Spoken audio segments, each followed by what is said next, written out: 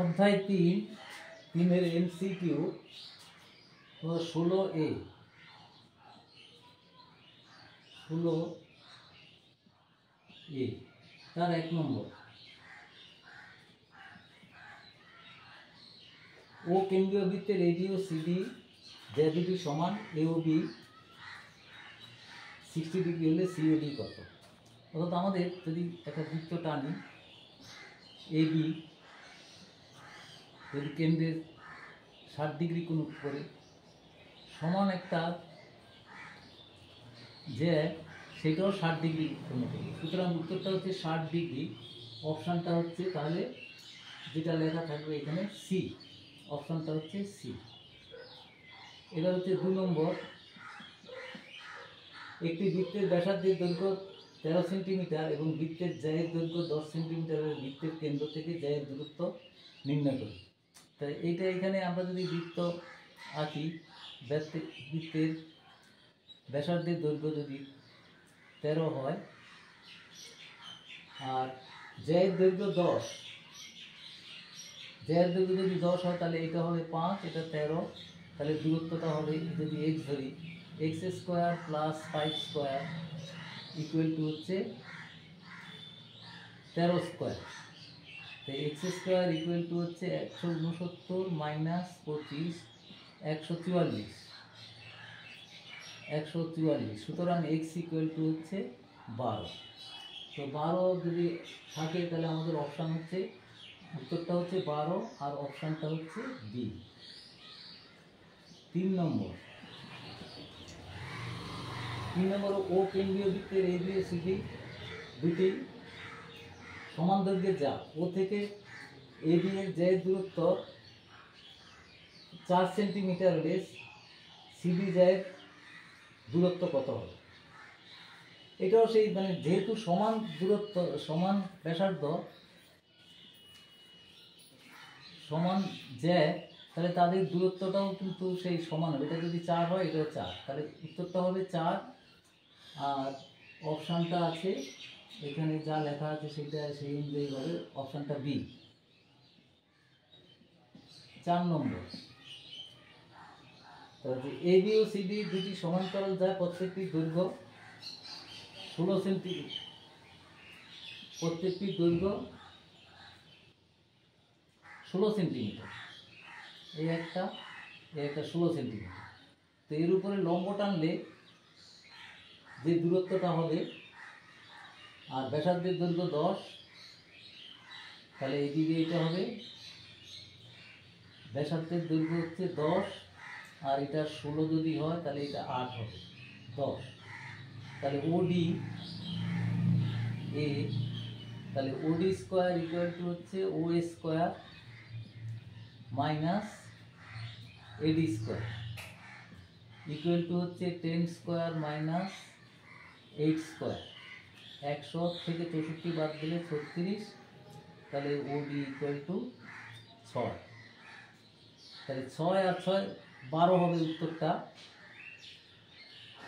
12টা option এতে আছে।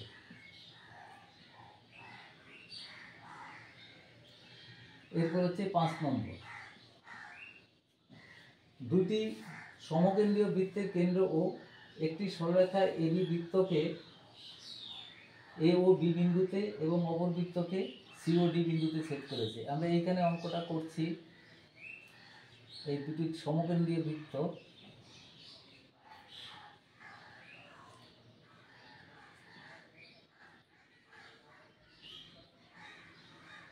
এ ও B বিন্দুতে, একটি বৃত্তকে এ ও বি বিন্দুতে ছেদ করেছে A B, আরেকটাকে C O D বিন্দুতে ছেদ করেছে। তো আমরা এখানে এসি ইকুয়াল টু 5 হলে বিডির দৈর্ঘ্য কত? সি, আমরা যদি লম্বটা নিই তাহলে দেখো এখানে এসি ইকুয়াল টু বিডি হবে, এসি ইকুয়াল টু বিডি হবে, তাহলে সমান, তাহলে বিডির দৈর্ঘ্যটা হবে 5 সেন্টিমিটার, 5 সেন্টিমিটার। তার অপশানটা হচ্ছে বি।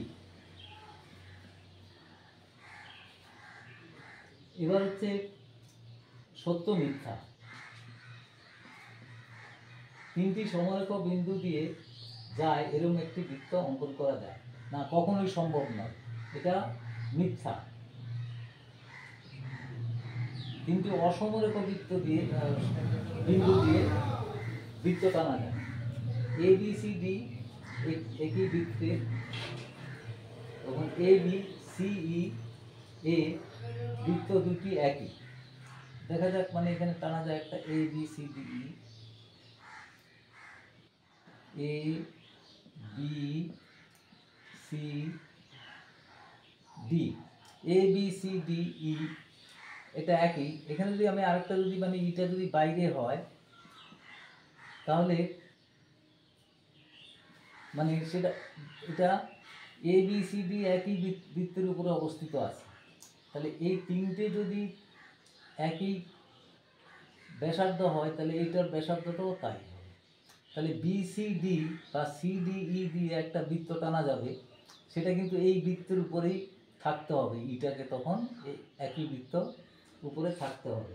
সেই জন্য এটা সত্য। কোনটা? 1 নম্বর।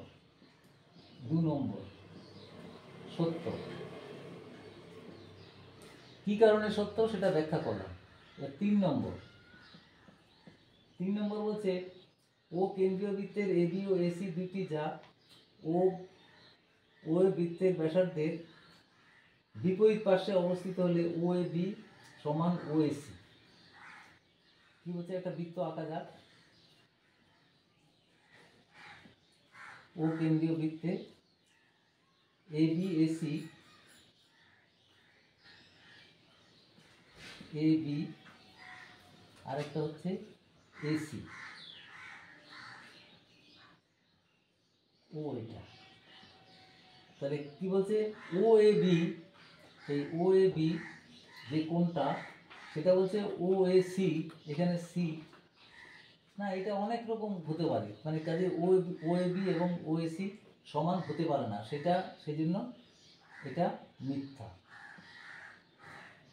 এবার হচ্ছে সি। সি 1 নম্বর। ও কেন্দ্রীয় বৃত্তে পি কিউ এবং আর এস দুটির দৈর্ঘ্যের অনুপাত 1:1। পি কিউ এবং আর এস।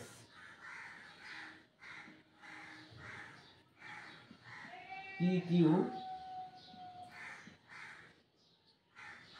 আরেকটা হচ্ছে আর এস,